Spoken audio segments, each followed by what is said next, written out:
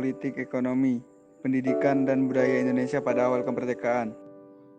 Indonesia negara archipelago atau negara kepulauan yang terletak di antara benua Asia dan Australia, serta Samudra Hindia dan Pasifik ini, merupakan negara yang telah merdeka dan tepat di 2018 ini memasuki usia yang ke-73 tahun. Sejak masa kemerdekaan hingga reformasi tahun 1998, Indonesia telah mengalami berbagai perubahan yang tentunya menjadi sejarah lika-liku perkembangan tanah ibu pertiwi tercinta. Inilah perkembangan politik, ekonomi, pendidikan, dan budaya pada awal kemerdekaan. A. Politik. Indonesia pernah menerapkan sistem demokrasi liberal, kemudian sistem itu juga menjadi demokrasi terpimpin. Perubahan-perubahan tersebut tentunya membawa pengaruh terhadap perkembangan politik di Indonesia.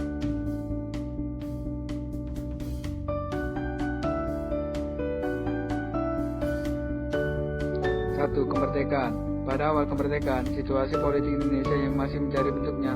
Hal ini ditandai dengan berbagai perubahan yang terjadi. Contohnya,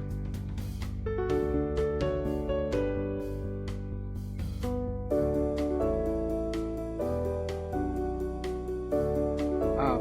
Pembentukan struktur pemerintahan yang lengkap. Saat proklamasi kemerdekaan 17 Agustus 1945, Indonesia belum memiliki struktur pemerintahan yang lengkap karena Indonesia belum menentukan kepala pemerintahan dan belum menetapkan sistem administrasi yang jelas. Oleh karena itu, setelah proklamasi kemerdekaan bangsa Indonesia, segera membentuk kelengkapan pemerintahan. 1. Pengesahan Undang-Undang Dasar 1945. Undang-Undang 1945 ditetapkan dalam rapat PPKI yang diselenggarakan pada tanggal 18 Agustus 1945. 2. Pemilihan Presiden dan Wakil Presiden. Pada rapat yang sama dilakukan pemilihan presiden dan wakil presiden. Dalam pemilihan tersebut, Ir Soekarno dan Drs Muhammad Hatta terpilih sebagai presiden dan wakil presiden pertama di Indonesia. 3. Pembagian wilayah Indonesia. Pada rapat PPKI yang diselenggarakan pada tanggal 19 Agustus 1945, diputuskan pembagian wilayah Indonesia dibagi menjadi 8, yaitu Jawa Timur, Jawa Tengah, Jawa Barat, Maluku, Borneo, Sulawesi, Sunda Kecil, Sumatera, Daerah Istimewa Yogyakarta, dan Surakarta. 4. Pembentukan kementerian.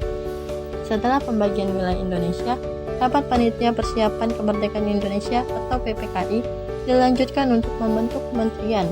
Dalam rapat ini diputuskan pembentukan kementerian diantaranya adalah sebagai berikut: Departemen Dalam Negeri, Departemen Luar Negeri, Departemen Kehakiman, Departemen Keuangan, Departemen Kemakmuran, Departemen Kesehatan, Departemen Pengajaran Pendidikan dan Kebudayaan, Departemen Sosial, Departemen Pertahanan, Departemen Perhubungan, Departemen Pekerjaan Umum. 5. Pembentukan Komite Nasional Indonesia. Pada tanggal 22 Agustus 1945, PPKI kembali menyelenggarakan rapat pembentukan KNIP atau Komite Nasional Indonesia Pusat.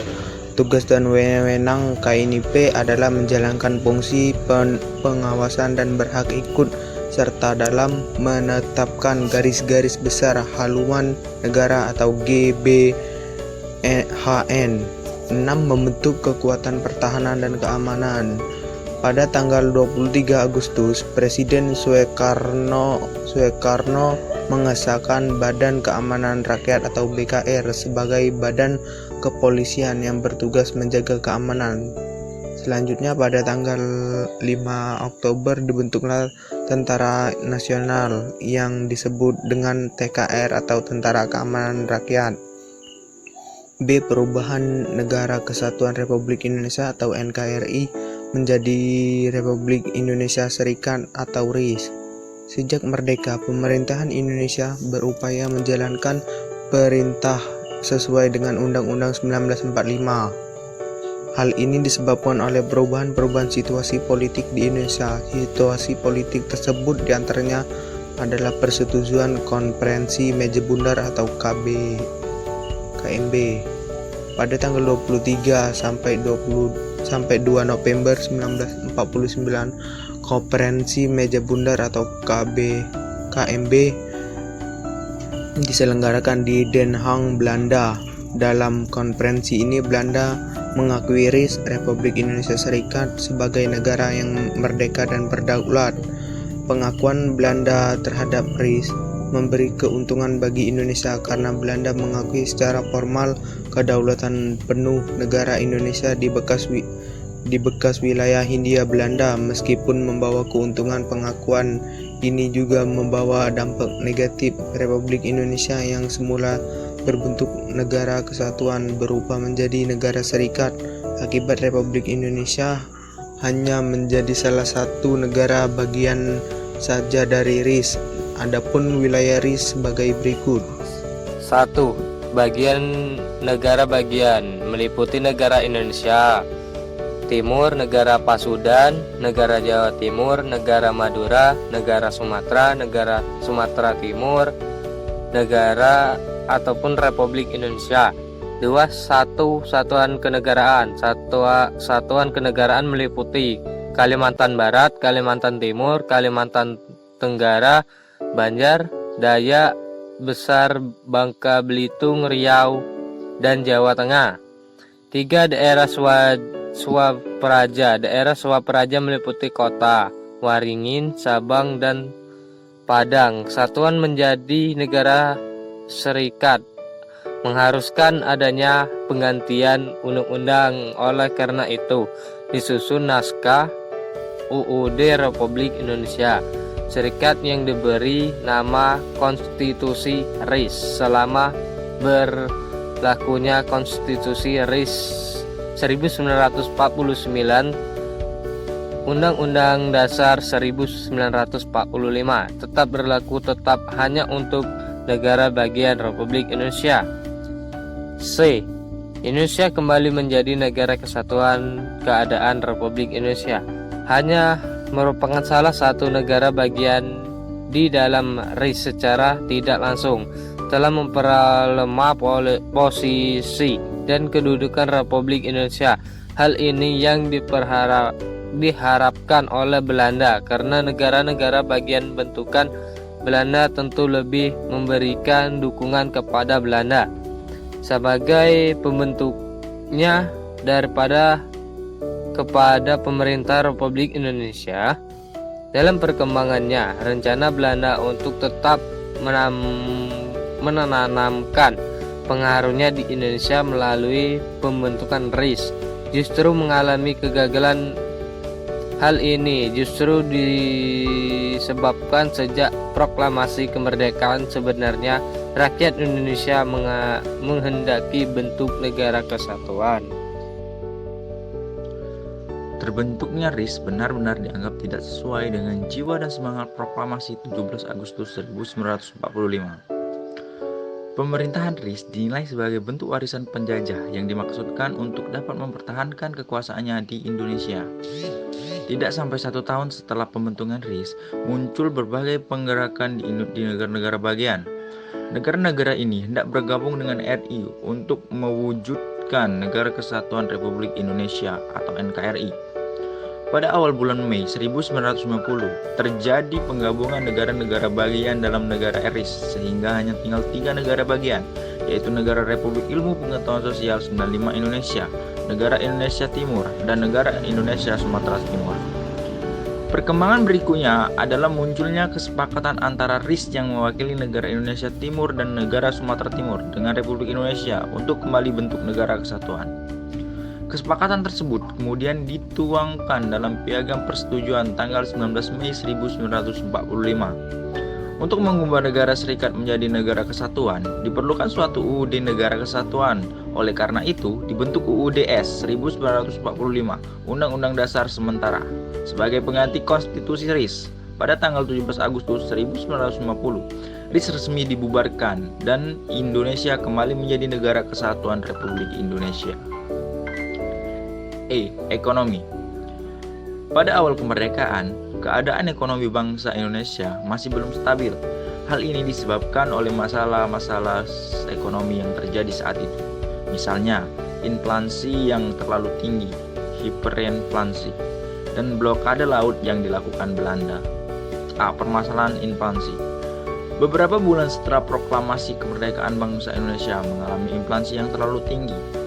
Inflasi terjadi karena uang Jepang beredar secara tak terkendali.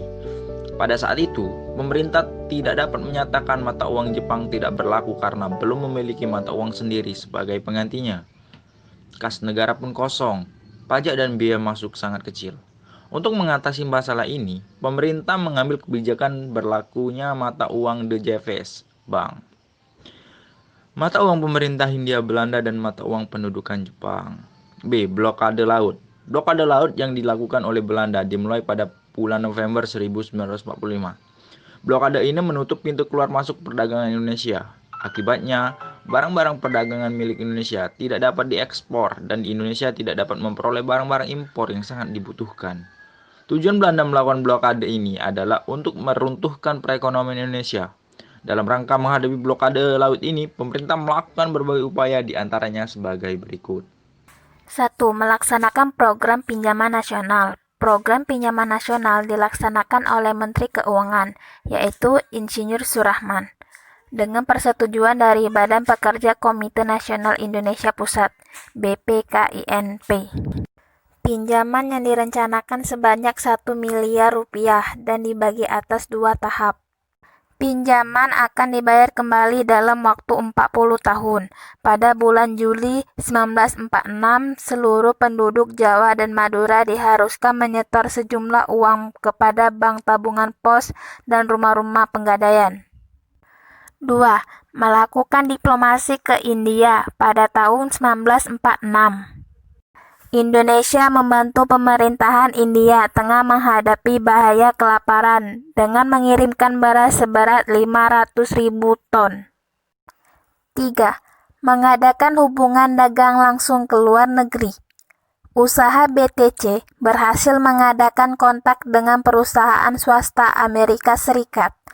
Amerika Serikat bersedia membeli barang-barang ekspor seperti gula, teh, dan karet. Usaha lain untuk mengadakan hubungan dagang langsung ke luar negeri juga dilakukan melalui Sumatera. Tujuan utamanya adalah Singapura dan Malaysia. Usaha ini dilakukan dengan perahu layar dan kapal motor cepat.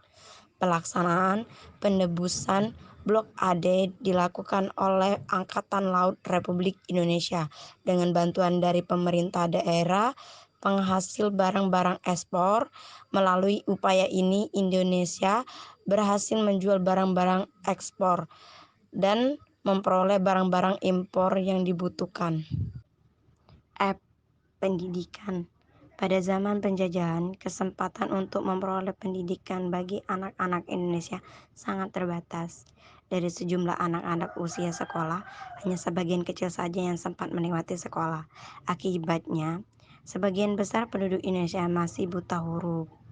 Oleh karena itu, setelah proklamasi kemerdekaan, pemerintah mengangkat Ki Hajar Dewantara sebagai Menteri Pendidikan, Pengajaran, dan Kebudayaan atau PP dan K. Ki Hajar Dewantara menjabat jabatan ini hanya selama 3 bulan. Kemudian, jabatan Menteri PP dan K dijabat oleh Mr. T. S. G. Mulia yang hanya menjabat selama 5 bulan. Selanjutnya, jabatan Menteri PP dan K dijabat oleh Muhammad Syarpei, kemudian ia digantikan oleh Mr. Suwandi. G. Budaya. Perkembangan budaya sebenarnya sudah terjadi sejak Indonesia belum merdeka. Banyak seniman yang melakukan perjuangan dengan menggunakan karya seninya seperti lukisan, puisi, prosa. Misalnya Raden Saleh melakukan kritik terhadap penjajahan Belanda dengan menggunakan media seni lukis.